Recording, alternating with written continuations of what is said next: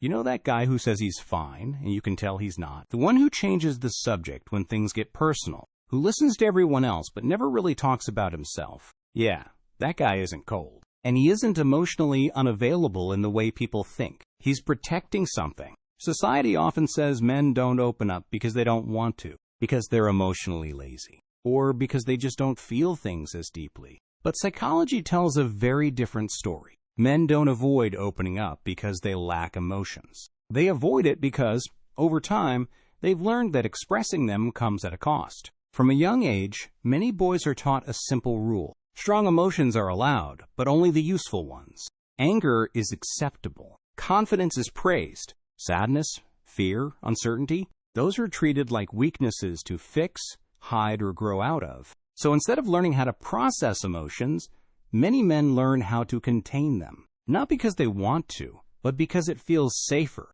Psychologically, this connects to something called emotional socialization. It means we're trained, often unconsciously, in which emotions are allowed to be shared. For many men, opening up hasn't been associated with relief. It's been associated with judgment, dismissal, or worse, being seen differently afterward.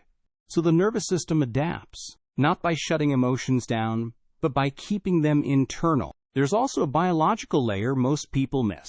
Men tend to regulate stress physically, not verbally. When they're overwhelmed, they're more likely to withdraw, focus on tasks, distract themselves, or sit quietly instead of talking. That doesn't mean they don't want connection. It means their brain looks for safety before expression, and silence feels safer than vulnerability. But here's where it gets misunderstood. From the outside, this looks like emotional distance, indifference, or avoidance. In reality, many men are feeling too much, not too little. They just don't trust that opening up will make things better. Now, there is an important distinction here. Some men don't open up because they're emotionally regulated and self-contained. Others don't open up because they're emotionally overwhelmed and don't know where to start. One is calm, the other is guarded, and they can look identical from the outside. Culture doesn't help. We celebrate men who are stoic, who handle things, who don't need support, but we rarely show what healthy emotional expression actually looks like for men.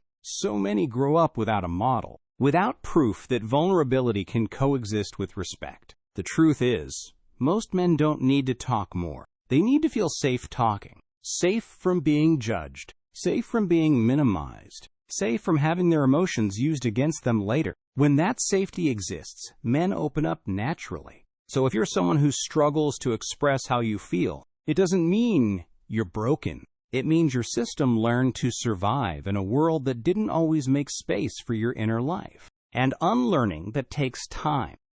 This experience is more common than it seems. If this felt familiar, comment yes. If it helped you understand someone else, comment I see it.